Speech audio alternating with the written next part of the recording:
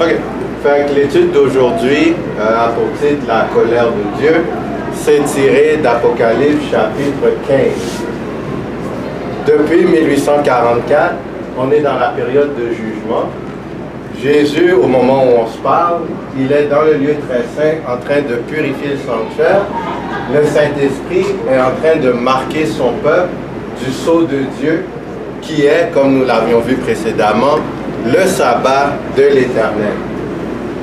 De son côté, Satan est en train de graduellement rassembler son peuple pour faire la guerre contre ceux qui gardent les commandements de Dieu et qui ont le témoignage de Jésus. Puis à la fin du temps de grâce, la papauté et ses partisans subiront la colère de Dieu sans mélange de miséricorde et de bonté.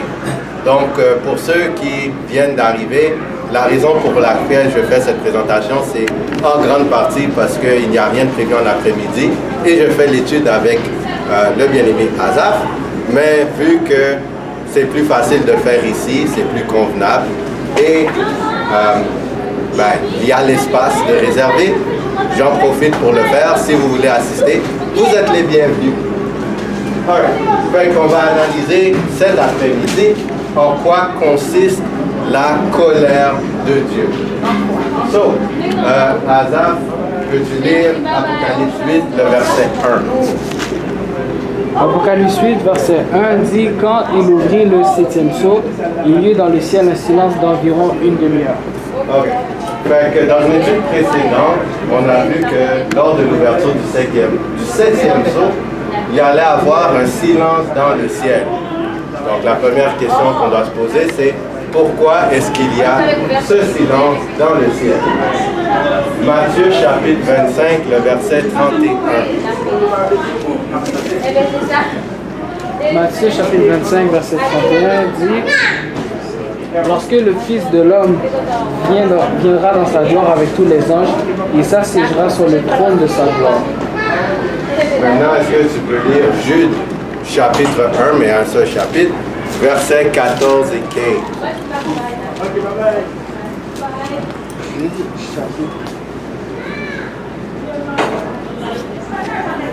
Versets 14 et 15. Wow.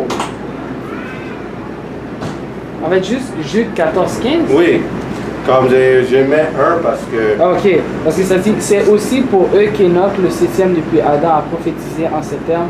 Voici, le Seigneur est venu avec ses 7 myriades pour exercer un jugement contre tous et pour faire rendre à tous les impies parmi eux de tous les actes d'impiété qu'ils ont commis et de toutes les paroles injurieuses qu'ont proférées contre lui des pécheurs impies. Alors le silence c'est expliqué par le fait que les êtres célestes vont quitter les lieux célestes pour accompagner Christ lors de son avènement. Jésus va quitter son trône pour aller sur terre. À son arrivée, Jésus va exercer un jugement contre tous les habitants de la planète. Ceux qui auront rejeté Christ dans leur vie devront rendre compte de toutes leurs paroles et leurs actions. Question à date, au fait? Non. C'est vrai, vu que c'est dans le cadre d'une étude, vous pouvez m'interrompre comme vous voulez. Il n'y a pas de problème. Comme quand c'est chez nous. Apocalypse chapitre 8, verset 1, on l'a déjà lu. On parle du silence d'environ une demi-heure. Que représente une période d'une demi-heure prophétique? Ben, on sait qu'un jour, c'est une année. OK. Puis on sait que dans un jour, il y a 24 heures. OK. Fait qu'une demi-heure, comme on sait aussi que dans 48 heures, genre ça fait... 48 demi-heures, tu veux dire? Non, ouais. Ah oui. Ouais, 48 demi-heures, si on fait un produit croisé pour... Voilà. Ouais. C'est bon. Donc, comme il a dit, un jour prophétique est égal à une année littérale qui donne aussi 360 jours littéraux. 24 heures prophétiques, c'est comme un jour, donc ça donne 360 jours littéraux. 48 demi-heures prophétiques donne 360 jours littéraux.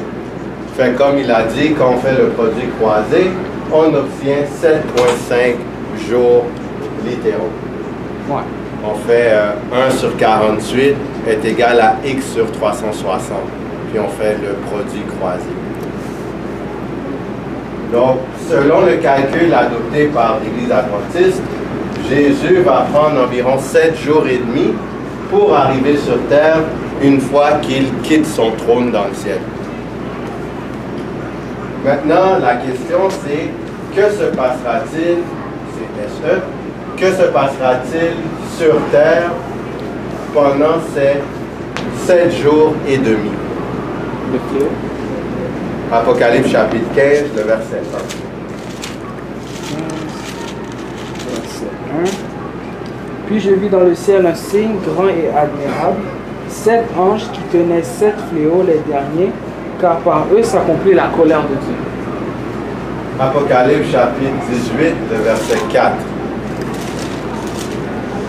Et j'entendis du ciel une autre voix qui disait, sortez du milieu d'elle, mon peuple, afin que vous ne participiez point à ses péchés et que vous n'avez point part à ses fléaux.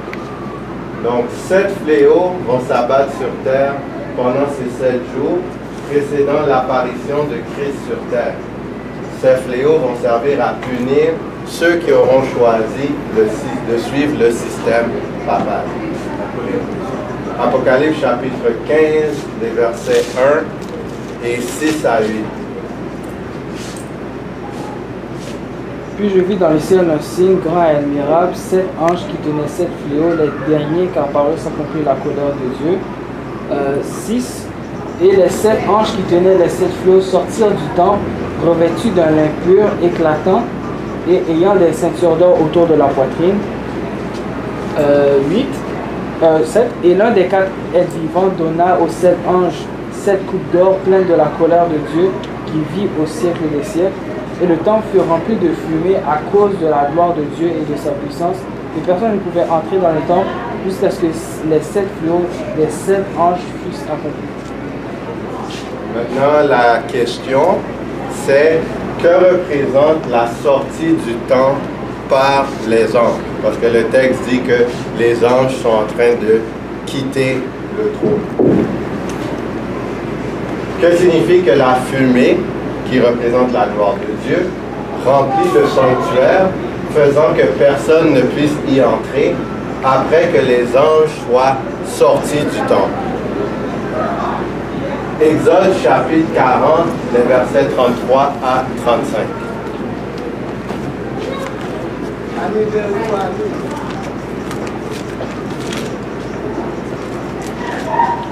Exode chapitre 40, 33, 35. Dit, il dressa le parvis autour du tabernacle et de l'autel, et il mit le rideau à la porte du parvis. Ce fut ainsi que Moïse acheva l'ouvrage. Alors la nuée couvrit la tente d'assignation et la gloire de l'Éternel remplit le tabernacle.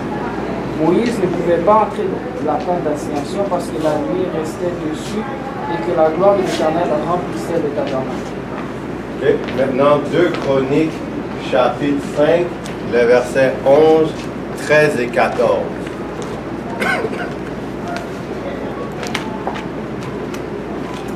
2 Chroniques 5. 2 Chroniques. 2 Chroniques 5. Chapitre. 2 Chroniques 5, ensuite 13 et versets 14. 11, 13 et 14. Au moment où les sacrificateurs sortirent du lieu saint, car tous les sacrificateurs présents s'étaient sanctifiés sans observer l'ordre des classes, et tous les Lévites qui étaient Chant, Asaph, Émon, Judéton, leurs fils et leurs frères revêtus de byssus, se tenaient à l'orient de l'autel avec des cymbales, des luttes et des harpes, et avaient auprès d'eux 120 sacrificateurs sonnant des trompettes. Et lorsque ceux qui sonnaient des trompettes et ceux qui chantaient s'unissant d'un même accord pour célébrer et pour louer l'Éternel, firent retentir les trompettes, les cymbales et les autres instruments, et célébrèrent l'Éternel par ses paroles, car il est bon, car sa miséricorde dure toujours. En ce moment, la maison de l'Éternel fut remplie d'une nuée. 13 et 14. Les sacrificateurs ne purent pas y rester pour faire le service à cause de la nuée, car la gloire de l'Éternel remplissait la maison de Dieu. Ok. Alors, comme on a vu dans le cadre de le passage de Chronique, quand les sacrificateurs sortaient du lieu saint, c'est là que la fumée remplit le sanctuaire.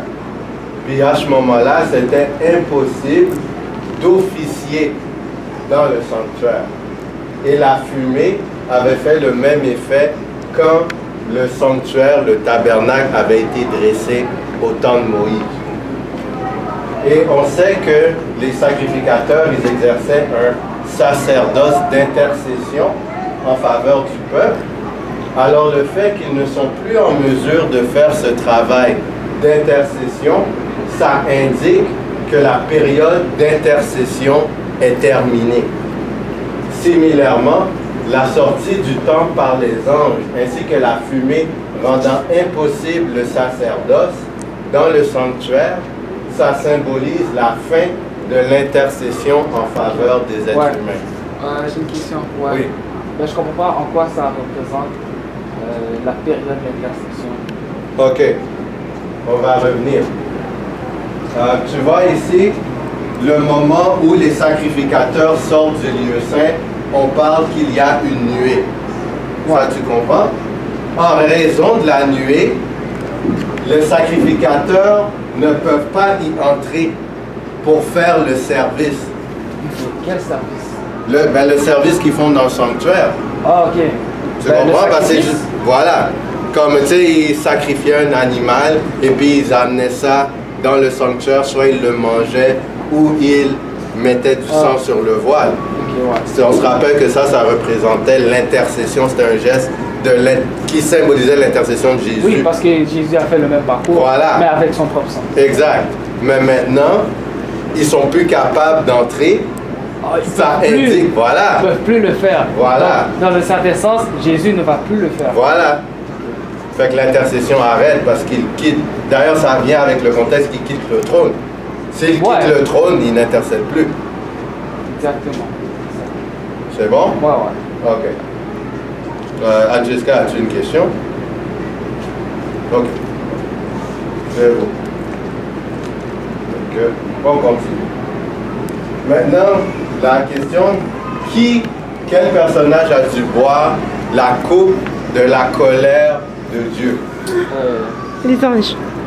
Non. Mais c'est écrit les anges, patati patata, ceinture d'or.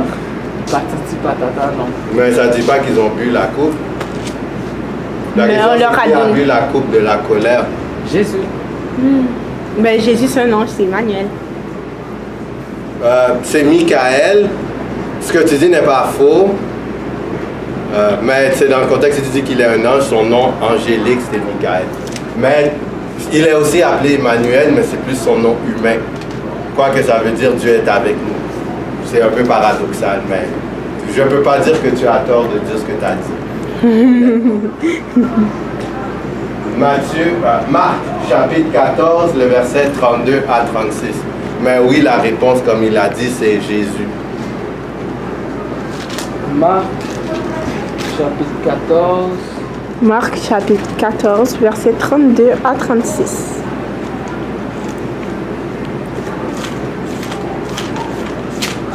Je peux lire? Vas-y. C'est ça? Ouais. Ok. Ben, vérifie. S'il y a une erreur, Azaf corrige là, par la suite. Mais tu peux lire si tu veux. Ils allèrent ensuite dans un lieu appelé Gethsémane, et Jésus dit à ses disciples, « Asseyez-vous ici, pendant que je prierai. » Il prit avec lui Pierre, Jacques et Jean, et il commença à éprouver de la frayeur et des angoisses. Il leur dit, « Mon âme est triste jusqu'à la mort. Restez ici et veillez. » Puis, ayant fait quelques pas en avant, il se jeta contre terre et pria que, s'il était possible, cette heure s'éloignait de lui. Il disait, « Abba, Père, toutes choses te sont possibles. Éloigne de moi cette coupe. Toutefois, non pas ce que je veux, mais ce que tu veux. » Luc chapitre 22, versets 41 à 44. Luc chapitre 22. Luc chapitre 22, versets 41 à 44. Ça dit, lorsqu'il fut arrivé dans ce lieu, il leur dit, priez afin que vous ne tombiez pas en tentation. Puis il s'éloigna d'eux à la distance d'environ un jet de pierre, et s'étant mis à genoux, il pria, disant, Père, si tu voulais éloigner de moi cette coupe, toutefois que ma volonté ne se fasse pas, mais la tienne. Alors un ange lui apparut du ciel pour le fortifier. Étant en agonie, il priait plus instamment, et sa sueur devint comme des grumeaux de sang qui tombaient à terre. Voilà. Alors on voit que Jésus, et on sait que Jésus est Dieu, avait peur de la coupe de la colère de Dieu. Jésus, qui est Dieu, avait peur de la coupe de la colère de Dieu. Des impies devront faire face à cette coupe. Alors vous pouvez imaginer l'angoisse que la colère de Dieu, qui sont les 7 derniers fléaux, va faire ressentir aux infidèles. Contrairement à Jésus, il n'y a aucun ange qui va les fortifier. Aucun ange. Ange, A-N-G. Ouais, Non, ça c'est O-U. c'est un type. A-U. Pratiquement tous les fléaux sont similaires aux plaies qui ont frappé l'Égypte au temps de Moïse. De ce fait, on peut faire un lien ou un parallèle entre les plaies qui ont frappé l'Égypte et les fléaux qui frapperont les impies après la fermeture du temps de grâce. Dans la prochaine étude, nous regarderons les fléaux qui vont s'abattre sur les impies après la fin du temps de grâce. Et on va voir aussi l'attitude que prendront les méchants quand les plaies vont se dérouler, s'abattre sur eux. Est-ce qu'ils vont être aussi obstinés que Pharaon l'a été? Voilà. Donc ça termine l'étude sur les fléaux, l'introduction. Qui allons-nous choisir?